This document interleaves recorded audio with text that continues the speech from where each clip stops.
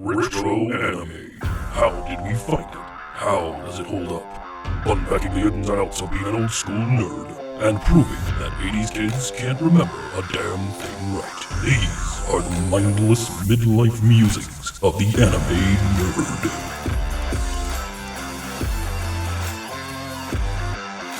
Welcome to Mindless Midlife Musings of the Anime Nerd. I'm Rick, and I'm joined by the rest of our panel, Brian, Lynette, and Vic. How's it going, everyone? What it do? Awesome. All right, so in this episode, we prime our engines and rev up our monobikes as we race into the civil conflict of the Venus Wars. Venus Wars is a 1989 anime based on a manga series written and illustrated by the amazing Yoshikazu Yasuhiko. Yasuhiko wrote and directed the anime adaptation of his own manga, which was produced by Bandai Visual, Gakken, and Shochiku.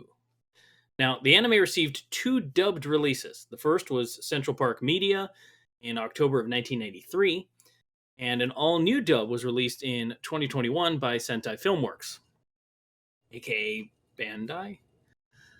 So, the plot's pretty straightforward. It's a war breaks out between two Venusian nations, and this motorbike gang. It's like roller derby kind of thing. They find themselves caught in the crossfire of this, this ongoing war, and you kind of just follow these characters through the story. It was kind of neat. I remember I picked this one up originally on VHS at Blockbuster Video, and I was working there at the time. And it had come in, and we added it to the animation shelf. And I brought that home because the cover looked fascinating. And boy, oh boy, did this thing blow me the away. This is a beautiful, beautiful movie, in my opinion.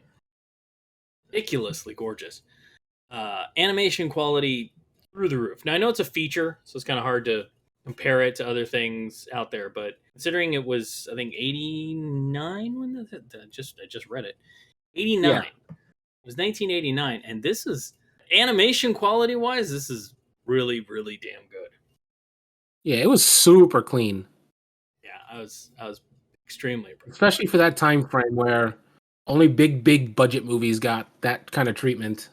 Yeah, and I tried to look into this to see if I could find a budget for it, but I couldn't really. So I just kind of I assume it had some good money behind it. Mostly because of Yasuhiko. Yasuhiko, because he's well known as the character designer and animation director for Mobile Suit Gundam, which by the time this anime was being produced, he was basically a household name amongst nerds. What, Brian? What? Yes, hands raised. Flag on the play, y'all. Wow, this is going to be an interesting show. All right. Uh-oh. First of all, this one was one of those, I've seen the covers many a times, but I never stopped to get it.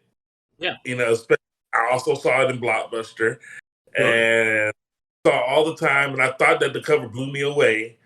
Yeah. But something about it just didn't quite click. It didn't grab me like a Ghost in the Shell or a Ninja Scroll. Sure. I hated it. You hated it? You hated it? I'm pretty sure at that time, back then, I'm pretty sure we could just blame the VHS format. You hated the movie or just the cover art? All right. Well, yeah, this is going to be interesting to talk about. So folks, mid-conversation, Brian has just been fired. So I will have to add into that. It's not my cup of tea. I love the anime, but I love animation. But certain parts I blacked out on because it just didn't hold my interest. I mean, I like the battle scenes. I like the unicycles on steroids, the death by unicycle bikes. So I love those things, but it was like the filler. I kind of zonked out on, but the art was gorgeous. No skipping, no blurriness. Yeah. When the bike moved, super clean. It was very streamlined. I was like, none of this is CGI. I actually had to pause it and make sure none of it was computer generated or anything like that. And the lines were nice, but I think the storyline is where I got lost. Well, it's good. I can't say I hated it. Oh, no. I hated it. but it's just not mine.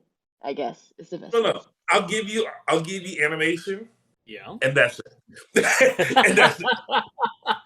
All right. So, I mean, notwithstanding, yes, the animation was gorgeous. We're unanimous on this one. It really is. But yeah, I do want to talk about this story because this film is unique in its own way. So it kind of it does that old sci-fi thing where it gives you a year.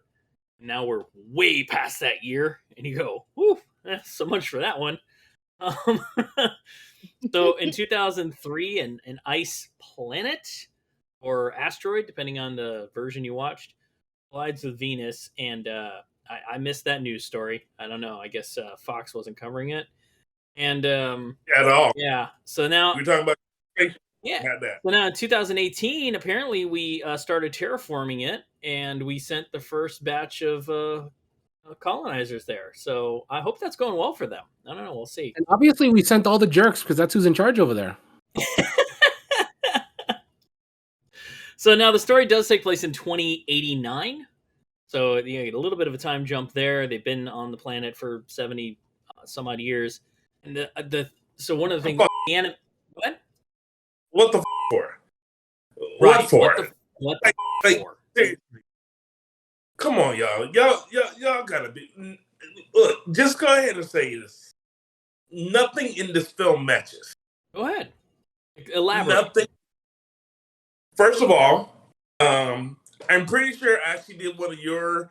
I actually read one of the things that was in the background, and in the background it says "Death to Ishtar, die Ishtar." Yes, yeah. There's a lot of great. And they're wondering why they created them. That's the first thing. There's a lot of great English in this. There is. Yeah. Second, Suzanne Summers. Yeah. She needs to die. Yeah, she was one of the three things I hated about the movie. Come on. Three things I really, really hated. She was literally number one. All right, so now I hate her, but she needs to die, and I actually made notes about the things I want to happen to her. Fair enough. Go ahead. I'm willing to settle for life support, then death, reanimated jutsu, then she needs to. Excellent. All right, so now I'll tell you a mindless musing about her, and that is her voice actress was Danica Fairman, who is the Central Park Media voice for one of our favorite anime villains, Biko. That's disappointing because Biko was great, and the reporter here was just god awful. She was very vain and narcissistic. Like she was very much motivated only by her own needs. Right, the whole time. She abused her all she cared about was Will. getting a good shot. That's it. Right. That's all she cared about. It's like, oh look, 30 people died. Click, click. Yeah, and then by the end of the film, she's like, "I've got friends back there," and I'm like, "Nah, not really. You really don't. Like, everybody hated you, but Will, and he's dead. So, like, oh my God, she. I spent so much time just saying, "Shut the up."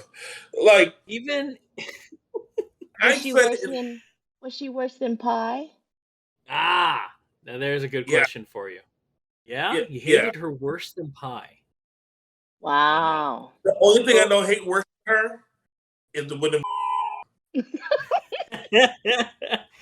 So there is this funny bit at the end with her, since I'll just jump right to it, where Hiro, he leaves the military and he runs into her, and who now up until this point she's been in hiding because she like just dipped on everybody, snuck out, and now she's in a POW. Yeah, and she just dipped, and so she's leaving to go back to Earth, and she's pretending like she's been best friends with Hiro this whole time. When literally the last time they saw him, she was chewing him out so hard that Miranda had to slap the force of Venus into her. Right? See, pause about that one part. That was fucking beautiful. I was on the about that. We gotta come back to that slap. It's like she got the sense slapped back into her. Then she started making some sense. It echoed. It's, you know, we can definitely come back to it. I do kind of want to. I don't want to go off the rails a little too much. I do want to talk about a lot of that English that's in the beginning. There's that great sign: "Ishutar must die the death." Yes. Needs to be a shirt. I want that as a shirt. Must die the death. And then there's this world building that they attempted to do, which did intrigue me a little bit. And it's that they've got this Cosmoport where, you know, the spaceships come and go, and she's dealing with the TSA, which apparently they still suck even in the future. Yep. And there's all these other flights on the board, and one of them's like Air Jupiter. And I'm like, see, now that's the story I want to see. I want to see how the hell they settled Jupiter. Like, who the I don't really care about the Venusian terraforming. I really want to know about that. So let me ask you a question. We normally ask this question as well: subbed or dub? Yeah, you're right. It's a good question. So originally, I watched the Central Park Media dub way back in the day. That's the only version I'd ever seen for decades. I've never seen the Sentai Filmworks dub because I don't want to. I sort of appreciate dub from the 80s, 90s now. And so yeah, I've never circled into the new dub. So I've watched it dubbed and I've watched it subbed. This time for the rewatch, I watched it dubbed again. I did dubbed, and I'm gonna go ahead and drop the second bomb on you. Have at it. Hero is also a idiot. Oh, Hero is yeah. number 2 that I did not like about this. We're gonna get into Hero now because I agree with you. I do not like Hero as a protagonist. He was an He was just a douche. better term. He was a real and you know the thing that made me really just not like him at all was how he treated Maggie the entire anime. Okay. Like she was a pain in his ass, a problem. And I'm like, Hero, shut up. Maggie is optimism incarnate. You protect her at all costs. And he's just like he had to bring her down. It was his only way of coping with anything was like, I can't have you smiling around me. Gotta bring you down with me. Right. The thing is this for Hero. We talked about the same thing in Akira, which I still have not finished. Is Kaneda is a douche. Oh, yeah, absolutely. Yeah, not a likable hero at all. Completely. And in this one, we have another guy with another motorcycle, part of another gang, and it felt like if Akira met Red Dawn. So yeah, that's a great way to explain it. In Akira, though, at least Kaneda accomplished something good. Really, really good. Who knows how many he saved? All Hero did was blow up a tank. Seriously. Sure, the enemy leader was in it, but all he did was blow up a tank. He didn't know that, so he's just lucky. Yeah. He was just taking on a tank, and it just so happened the general of their forces was in the tank and had an axe to grind. There was no reason for the general to be so obsessed with Hero. Monobikes? With the monobikes With at the all. Like douche? he was the way they played it is he was obsessed with the monobikes and his hubris is essentially what killed him, which is an asinine thing because there's no reason for him to have beef with the monobikes. They didn't establish that at all. But he was so obsessed It was better with than catching them. one. That's what it was. He knew Yeah. 2 wheels were better than 1 wheel, so that was the whole obsession. Can't have monobikes. You need 2 wheels. Now, I will say, we talked about the animation. The thing I am going to say is I loved the mechanical design for this movie. Oh, yeah. A lot of it felt both real and otherworldly at the same time. And a lot of things like the tanks and the airships, it kind of felt like they were out of Nausicaa. Like, because the airships had these like big 2 sets of wings. And then, of course, the monobikes I liked the monobikes a lot. Like when they when they're doing the the opening roller derby scene. And the monobike hits the crash pad and just crumbles. That was gorgeous. It was just really impressive the way they did that. So yeah, that's for me. The mechanical designs were interesting and a plus, but if anything, it's probably because it reminded me of other things I liked, like Nausicaa. I did not like the organic feel of Ishtar's tanks. It felt like what if the Zentradi made tanks. You know what I'm saying? That homeless. And I don't know what it is with short tank cannons. Like They're stubbies. Like the little stubbies, I don't. And there's like 80 I of them. They have a bunch of them on the tanks. Like there's not just a main cannon. They just have a bunch of little ones. It didn't feel like they had enough people. The scale of what they didn't feel like they had enough people in there to operate all the weaponry that was there. But they didn't care. It was there to look cool. It's like, look, that tank is full of cannons. It can blow stuff up real good. Like a spoiler on a minivan. You know, you need to. Excellent. It is. It's like they needed all the little things. There you go. Spoiler and spinners on a minivan. That's what those tanks are. The monobikes were my favorite thing about this. It kind of stood out to me as just a really fun, cool thing. I don't know why we don't have them yet, other than we probably all have really balance. Because people can barely ride, vehicles with 4 wheels or 2 wheels. Can you imagine them with 1? I hit a parked car on a bike. I don't think you should put me on 1 wheel. So I did look this up, and somebody did try to make an actual functioning monobike. It's like a thing. So get out your credit cards and get your insurance up to date. Am I the only one that didn't like the monobike? Yes. Yeah. Yeah, you are. I was afraid of the monobike, but I loved the look. Well, one, because I just have no balance like that. So I was like, we can't have that in real life. Otherwise, I will learn.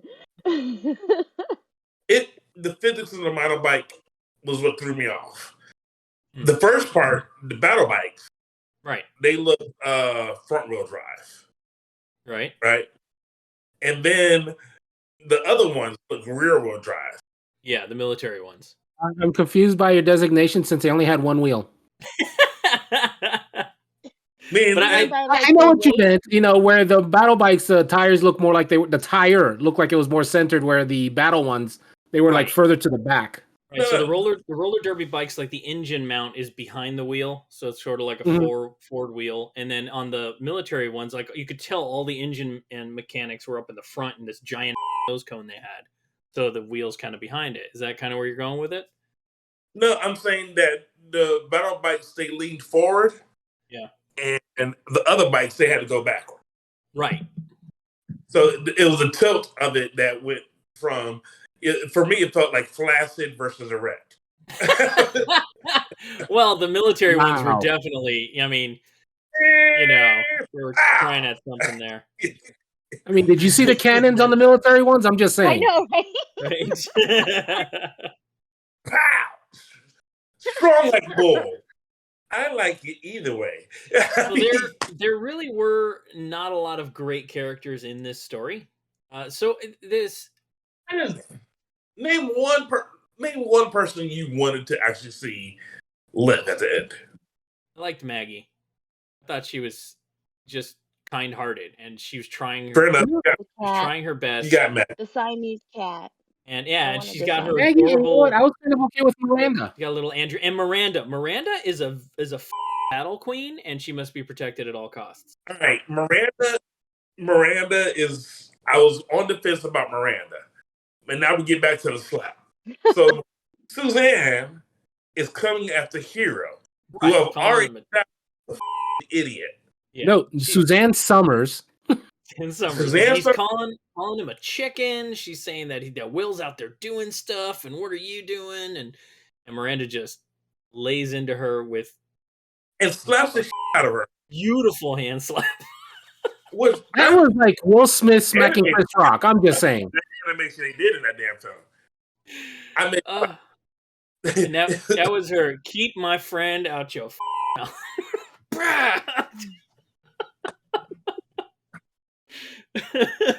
But she slaps Suzanne. It was the thing everybody wanted to do. I was happy about. Well, of course. She did it because she was defending Hero. Right. But I was like, I don't want that to happen. I feel like it may have been, that was just a happy accident to go along with. That was the excuse to slap. It felt like she's been wanting to slap her like the entire movie. And it's like, okay, that's the one thing. You finally went over the edge by like just a tiny little bit. But it's enough to justify me smacking you into next month. Yeah, with Miranda, I felt like, yeah, she was pining after Hero, but she wasn't pining after Hero that like Maggie was. Like Maggie really wanted Hero. And Miranda, I think she wanted Hero, but not enough, and she was more dedicated to the team as a whole. And I think that when she started talking smack about her teammates, then Miranda went into mom mode and just queen beat her. And that's kind of how I read it. But Could have done that for any of the players. Right, like if she would have been tearing into anybody, like it could have been Will, it could have been. Don't get me wrong, the rest of the players all deserve a smack too, but it felt like the rest of the supporting cast, like the guys from Greece. It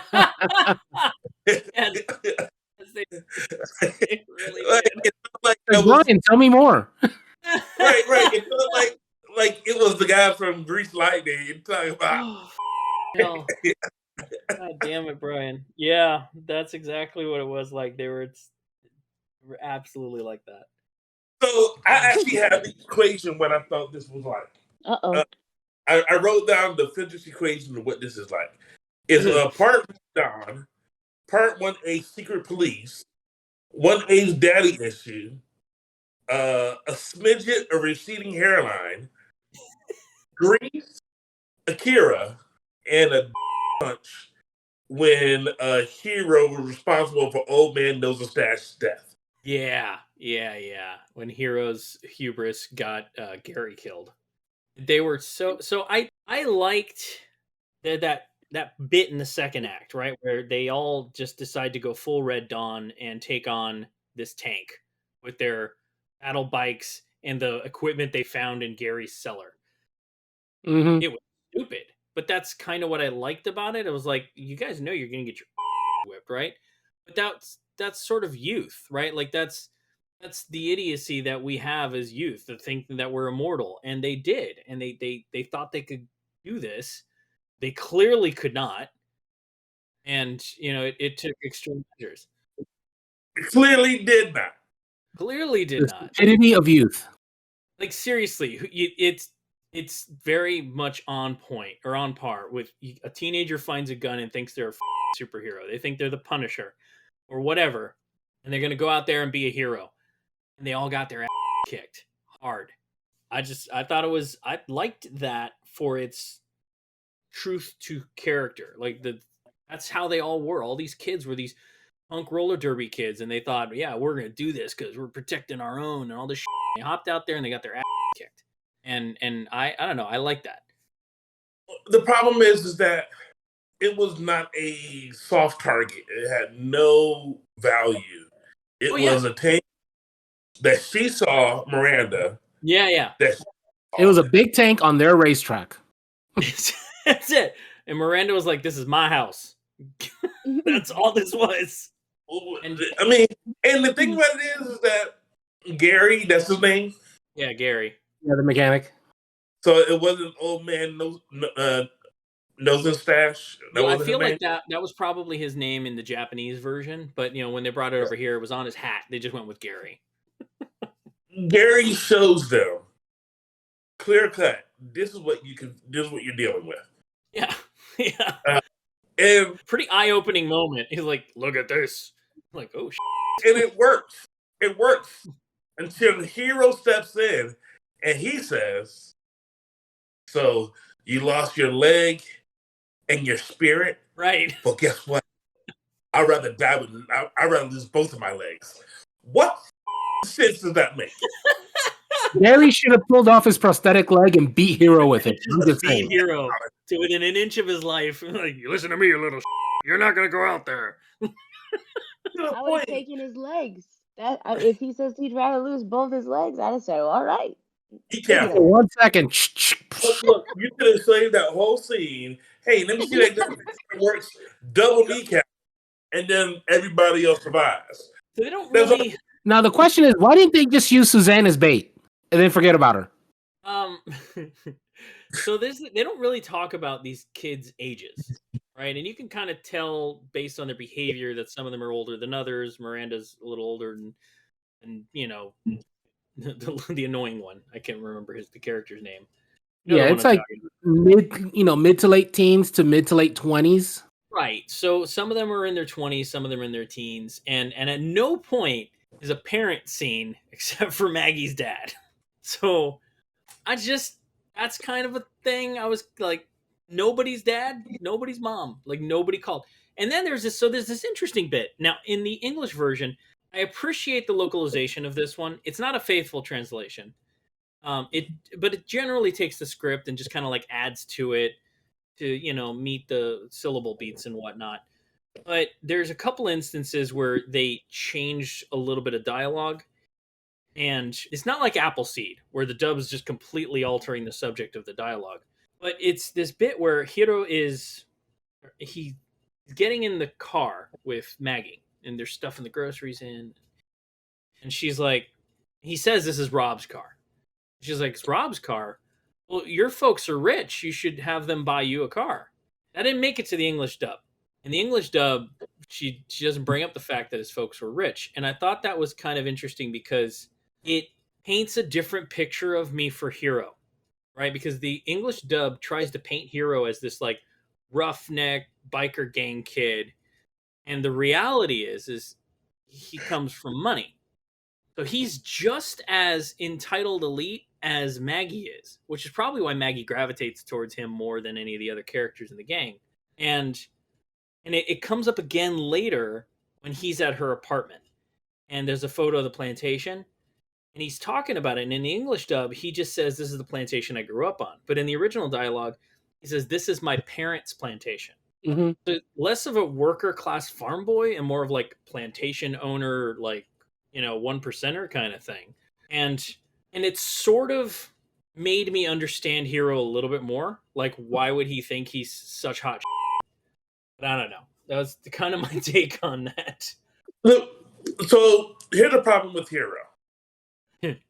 Who exactly was Hiro fighting for? He wasn't fighting for, because of the... He wasn't fighting for Venus. He wasn't fighting for his city. He wasn't fighting for his girlfriend.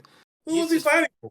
Fighting because he was angry. He wanted something to claim on his own. Like, it felt like it was pointing at a gun. I feel like... I guess. Because you could see it when he was racing. He really didn't care about what other people were doing as long as he won. Yeah. So... And Miranda does call him out for that later in the story. I don't know. He's not a likable protagonist, particularly at all. The fact that he's got Miranda and Maggie pining after him has fuddled me. It's the... I can say I hate him. Venus.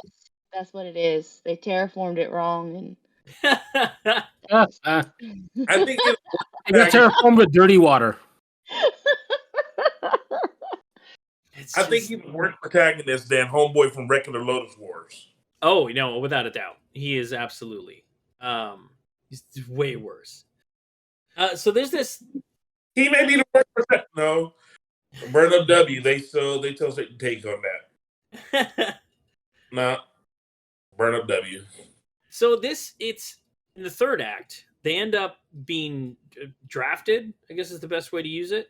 Actually, it's kidnapped. Underground resistance effort, and it's just kind of a lens on the military enlistment during wartime.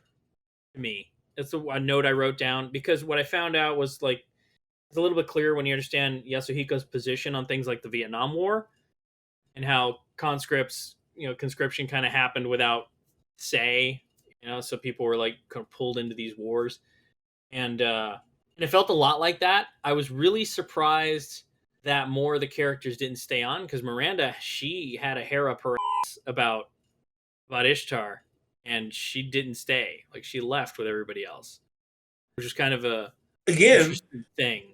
I go to my statement that this whole movie doesn't match.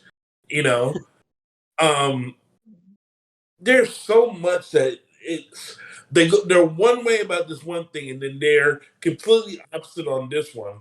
Like, for instance, back in Act 1, when the invasion first happens, right? Yeah. This should be the first time they're seeing these tanks. Right. But they know what the tanks are. It's an octopus. Or it's the A1. You know what I'm saying? I almost feel like they're rooting for the tank. Right. I mean, I've never seen an Abrams in real life, but if that shit rolled into my city, I'd be like, oh, it's an Abrams.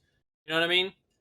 Like, it's not like the technology wouldn't have been known. Ishtar had been out, like, up other municipalities, I guess, of Venus. So by the time they made it to Io, like, it would have been known what a lot of this hardware was, right? I mean, I'm not defending it fully, but a little bit. I don't. Like, Brian, the issue is we don't know what information dissemination is like in 2089. There you go. That's a fair point. I mean, the internet wasn't a thing. That's obvious, but we don't know what other kinds of means of spreading information there were. It's like that wasn't actually. They didn't go into that, so we don't know. That's fair. I'm going to give you that point, and then I'm going to refute the point by saying Suzanne still sucks. Second, you know what? A win is a win. I'll take it. Look, I'm even going to go ahead and give you another episode of reasons why Suzanne sucks and should die. What is she? A reporter. A blonde New York City girl reporter who's on Venus to cover a war. That's her whole gig, right? That's the whole shtick. And obviously she sucks at it. Yes. Just for the biggest Gundam crane I've ever seen to take on the take for her to not be recording. Yeah. And Will has to tell her, like, go ahead and record it. Where was your camera? Like, what? Hey, no one ever said she was a good reporter. No, well, she wasn't. She Lois Lane. She was wet behind the ears for sure, right? Like, I mean, I felt like they kind of established, like, she thought she was hot, but she was fresh off the boat. I feel like her bosses set her up. Yeah, like they sent her out there to get rid of her. Supposed to die. How did she get that? Actually, what happened is that she annoyed her bosses so bad, it's like, we gotta get rid of this chick. Send her to Venus. There's going to be a war. I feel like that's what it was. They were like, they're like, how can we get her out of our hair? Oh, we'll send her to Venus. So woefully underprepared for this trip that when the bartender contact hands her a pistol and the message from her predecessor, she's like, well, what do I need this for? Like, what, are you kidding me? Like, you're here to cover a war, right? Like, this is war. And then they're surprised when they actually get invaded. And god damn, that was a pretty beautiful destruction. There's a lot of beautiful destruction in this movie. Oh yeah. A lot of it. It's really, really cool. There's a lot of world building in this. There's a bonus for you, something to talk up. This place looked like it had been lived in for 70 years with very little help from the main planet. Like, Gary's place was a hole. And the city had years on it, like the way that it was designed. It was well worn. And I appreciated that because nothing pisses me off more than perfection in sci-fi. This was the first time I actually said, sure, whatever. Like with the whole about the terraforming and how it happened. Yeah.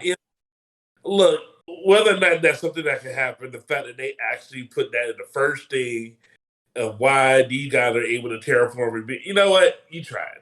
Whatever. Yeah, you gave us something. Yeah, you gave us something. You didn't make it seem like it was like Plastic Little. You don't know what the gas giant is.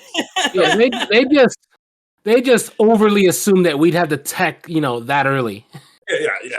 You terraform after something stripped away the atmosphere. You know what? You did everything I did right now. I just find it hilarious. And it's like I don't want to trash talk the movie because I enjoyed it, but okay, it's like a lot of the anime from that time frame. It's like, oh yeah, let's just make it 20 years in the future. We'll be able to do that kind of stuff by then. Right. And it's like every single one is like so far off the mark. So I mean, one of my final note that I wrote in my notes for this is kind of just the description I used for this. This is an imperfect film. It's riddled with social and narrative issues, but I still love it. I still watch the hell out of this. If anything, just because it's animation, like it's really, really good stuff. The thing is, something doesn't have to be, totally phenomenal for you to love it. I mean, it's a fuck ton better than MD Guys. Sorry, just Is it? It is to me. It is. To me, it is. Yeah, I would have to agree. I didn't if I had to choose between watching this Venus Wars or MD Guys, I'd watch Venus Wars again, even if the storyline kind of made me black out a little bit. Wonky, and they lean a lot into the it's slow. It is a slow burn, and the character designer, I love him. Right, he did all the characters for Mobile Suit Gundam. He did animation direction for that series, so the character work in this is beautiful. No, I actually have to watch MD Guys again. I'm sorry. No, yo, how is Hero? They're setting up the big romance scene, and Hero's wearing the sheet just for the sheet to fall, and you see his tiny whities. What was that? That's not what I signed up for. Yeah, so Hero, right? He doesn't deserve Maggie at all. He just doesn't deserve that much kindness in his life. And the fact that she's so into him is maddening to me, because I'm like, Maggie, you deserve better than this guy. Like, you really do. She treats him so well, and he's such a to her the whole time. Every time, even his blanket falling, I'm like, dude, you don't even deserve that.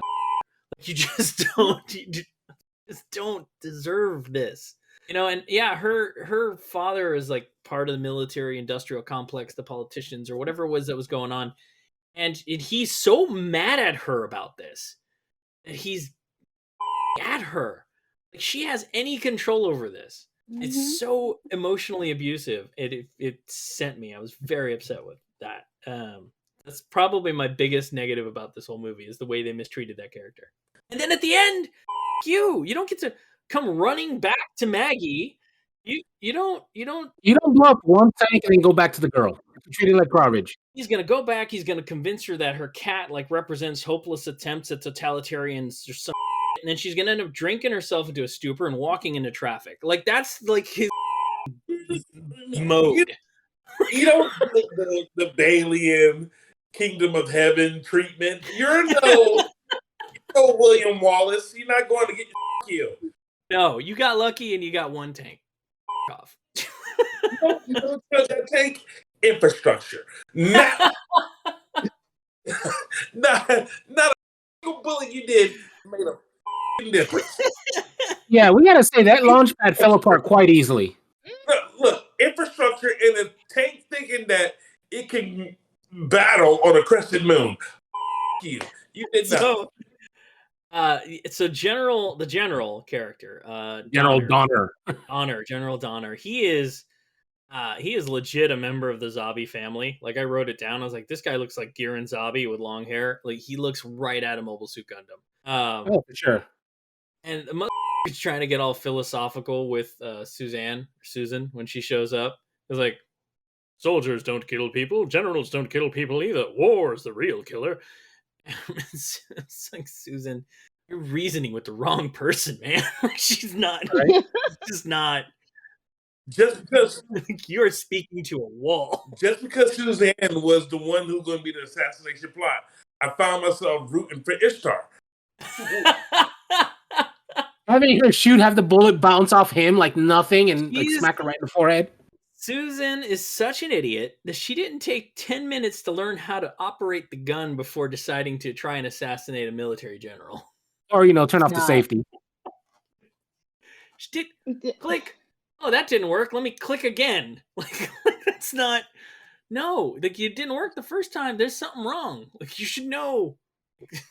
Anyways, classic safety. And you know what's worse is he didn't even flinch. He was like, I know she's too dumb to really know how to work that, so it's cool.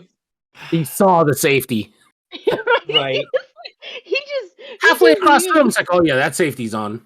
Yeah. Now, all right, no, I'm gonna dig into the thing I hate the most about this movie. I want to preface, I enjoy this movie. I've watched this movie a bunch of times. So the one thing that you hated were the live action sequences used for the background scene? No, actually, that when they did it for Will's like cam when he was out doing the military mission thing, I thought that was clever because it kind of made it a little more visceral. I did not like it. I didn't like it when they were doing it for Hero's Ride Home. No, here's the thing that I hated. 1 hour and 23 minutes. That's how long it takes. That's how long it takes to introduce Chris. Chris is the most horrible, horrible, horrible negative gay stereotype I have ever seen. And I've been to Key West. He is horrible as a character. I still don't know why he was in the movie. Now, I know we can say this about a lot of characters, but Chris, the dub doesn't help it, right? So the dub, they alter the dialogue for his first meeting with Hero, and they go into, he calls him a queen, and he's like making subtle jabs about coming out and like implying that Hero's closet gay and all this, and I'm like, and so then in the Japanese version, he's just talking about the fact that they're marching on Io, and like nobody else knew apparently. Yeah. Mm-hmm. Then, so that I'm like, why did you? He's already annoying. He's a really negative stereotype, and then you've added unnecessary dialogue to make me hate him more. And then they did this thing where the dub redeemed itself later when it removed just a horribly vile joke about Chris having AIDS. In the Japanese version, they imply he has AIDS, and the one guy makes a jab. Oh, he's not working because he's probably got AIDS. Like, damn, that's dark. And they took that out, the English dub. And they just said, oh, he's got a cold. I'm like, no. In the subtitle, it's still there. Yeah. In the original dialogue, the subtitle version, they make a pretty joke about, well, he's not working because he's got AIDS. I'm like, damn. So the dub, I saw that. I was like, damn, you already take a character who's useless. The character has served no point in the overall story. He was just there for whatever reason. Ramp him to 11. Oh, man. And then they get this character into just to piss me off, I think, and then they blow him up, and he adds nothing to the story. It could have 100% cut this character from the film, and it would have been better for it. Nothing matches in this movie. Brian, I'm sensing a repeating theme from you. Wait till you hear my title of the movie. And folks, Brian has been refired. Right. So that character pissed me off a lot. I was like, we can do better. As an anime can do better than this, and they have done it way better hundreds of times. It was really stereotype, and I hated it. That's the thing I hated. I hated Chris. I hated everything about that character. Not because he was gay, but because he was horribly represented as gay. Like, they could have done way better. So yeah, there's a lot of frustration to be had with this film. This film is super popular, by the way. This thing aired on Sci-Fi on massive repeat. Like, it was on every weekend. So it gained a huge amount of notoriety in the West. Simply because... Well, I want to apologize now for the backlash we're about to get. But again, it's a lot of it's a little bit of rose-colored glasses, a little bit of nostalgia. Everybody remembers how beautiful the movie is, but I don't think everybody remembers how convoluted the plot kind of is. And I think that's sort of the benefit of a show like this, where we go back and we rewatch this and sort of try and get a modern take on it. It really is. What is it you said? What is it you said, Brian? We're definitely earning our money this day. Wait. We get paid? Oh man. About that. The payments are the friends you make along the way. As long as they're not like Hero and Susan. Can I just have Maggie and tell everybody else to fuck off? Sure, why not? Maggie and the cat. The cat was Maggie cute. Maggie and Andrew. Maggie and Andrew deserve all the things. What's the name of that first Siamese cat? Come on. Oh no, man, I didn't name him. Andrew. No. Well, I'm pretty sure, Brian, most of us are biased against that name. Right. Yeah, a little bit. That cat. Never mind. So there's a sort of a pseudo stinger on this film after Hero comes back to Maggie, who is for some reason excited to see Hero again. This sort of mid-credit stinger here, where Brian's favorite character, Susan Summers, is writing her paper or her story for a story for the paper. Apparently, Gorbachev's still alive in 2089, which is kind of cool for him, I guess. If you read the English on the computer, yes, the SPI program, and yeah, I'm pretty sure that was like a straight up Reuters or AP Press article, but I couldn't find anything. I found everything alluding to the story, but never the actual story word for word. It drove me nuts. We say always read the English. Anyway, it was pretty damn funny, and I love when they're panning down. It's New York, and they're panning down the side of her building, and it says Independent Press is INDI Pendant Press. It's like they got it right everywhere else, but on the side of the building, couldn't quite. Yeah, it was New York. Americans were pretty dumb, so we can't spell. Yeah, we still are. They put the fences on us sometimes. They come at us sometimes over there, and we don't realize that these are really slaps in the face. Some things that will be confused as English, the bad English, is actually just avoiding lawsuits. Things like all the sponsors. There was like Donda Marlboro instead of Marlboro. Like the common Japanese, it's like, yeah, we can do everything. We just got to change one letter, and it's okay. The Camel cigarette. The Camel cigarettes bit got me a bit. I was like, oh, that's funny. Camel cigarettes, those are old as 2089. And they were currency. Yeah, that was no.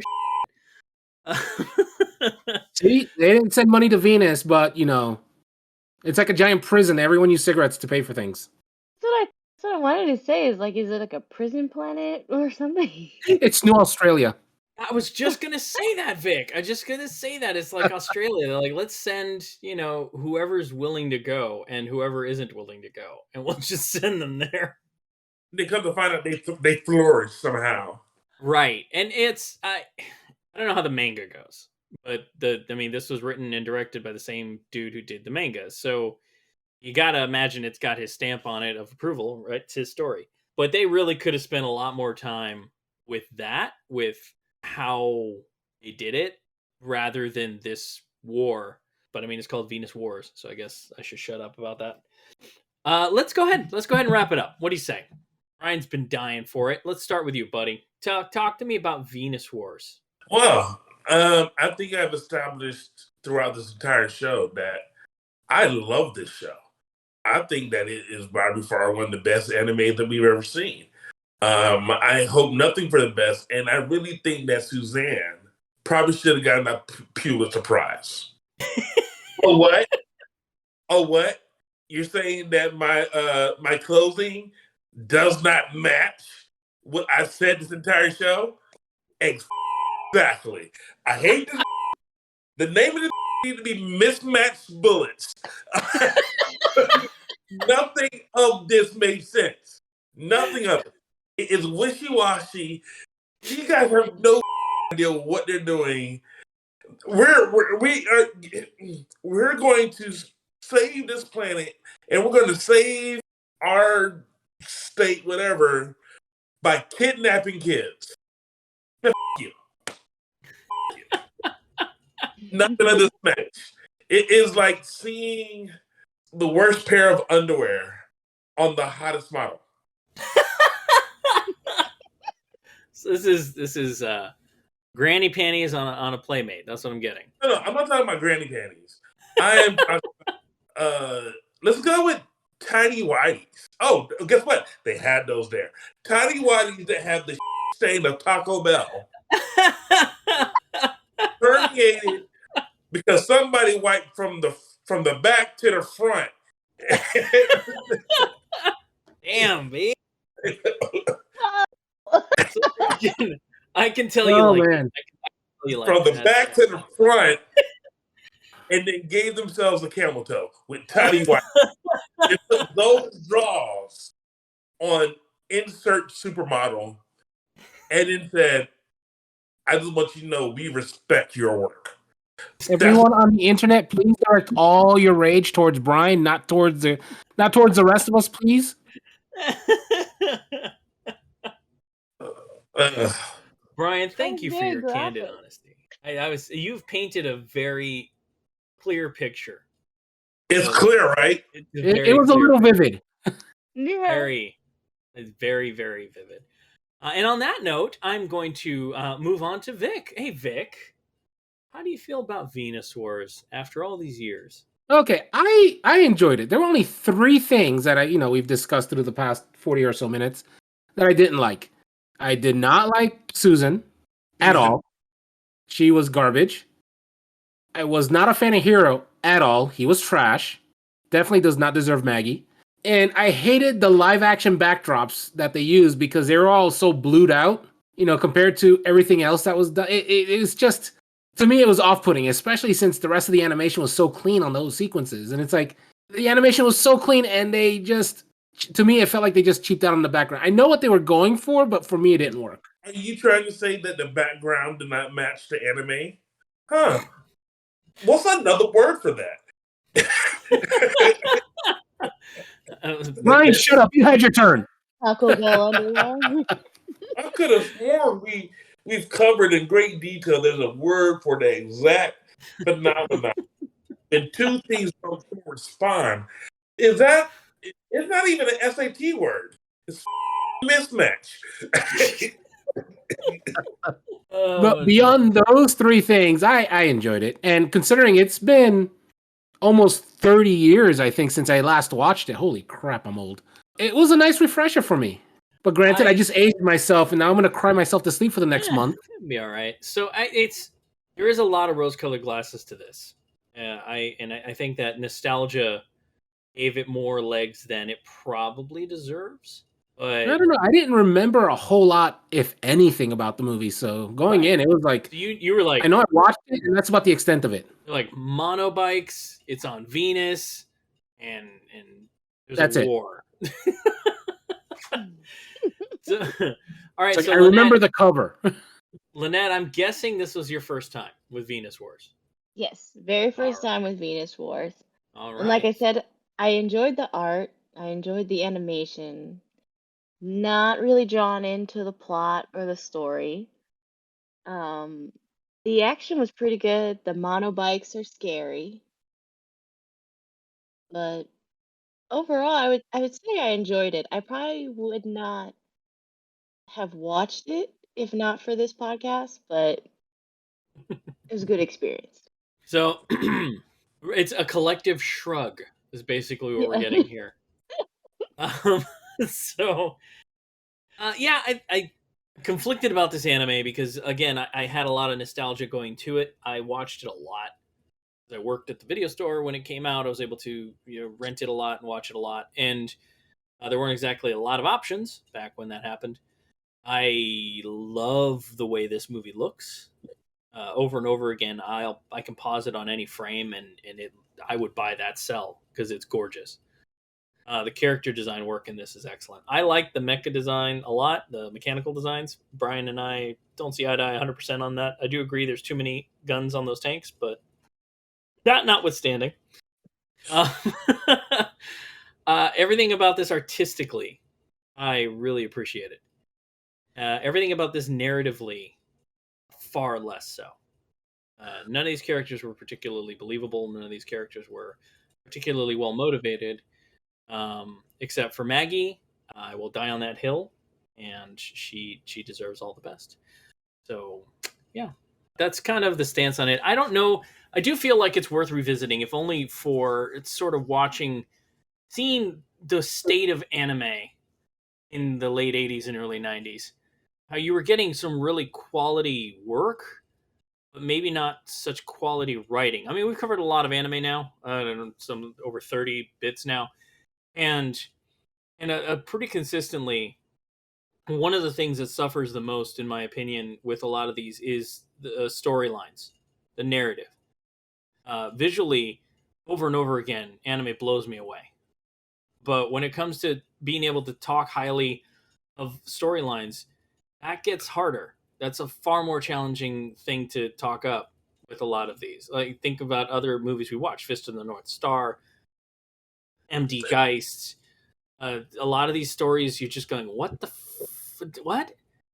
And you're like, "Well, that looks cool." Hey, there's a, and the rest of the time, you're just like, "What did I just like? What is this?" So You said I did. I do think it's worth a watch. I'm just happy, that 16-year-old Rick has returned to us. Okay. It's worth watching just to, I don't know, kind of experience that and to really see. I'm telling you, it's gorgeous. And the Blu-ray master of this is amazing. It's the one we watched. It is so clean. It is clean. I wish more anime from the 80s would get cleaned up like this. It was absolutely beautiful. Again, on that note, protect Maggie at all costs and Hero. So if anybody doesn't have anything to add, I am going to wrap us up. Come on. All right. So, folks, that's going to be our show for today. So until next time, keep calm, and you know what? Don't string Maggie along, you stubborn. She's a goddamn ray of sunshine, and you don't deserve her. I hope your motorbike gets a flat, and I hope an Ishtar tank runs over you. You hero. You've just been privy to the mindless midlife That was how musings you of really the Anime Nerd, presented by Geek Grotto. Follow the podcast on Twitter at Geek Grotto. For show notes and corrections, or for general geeky fun, you can visit our website at geek-grotto.com. If you would like to sponsor the show, you can do so on the podcast's Red Circle host site, redcircle.com/shows/MMMAN. If you're listening to us on your favorite podcast app, please like, follow, and subscribe.